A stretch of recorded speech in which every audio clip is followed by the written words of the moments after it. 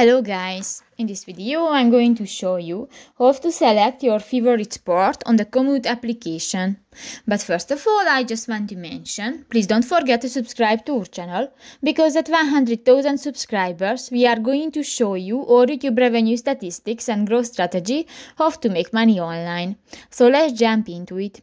First of all, open the application on your device. Go to the profile icon next to the record option at the lower bar and go to the settings icon at the upper side of the screen.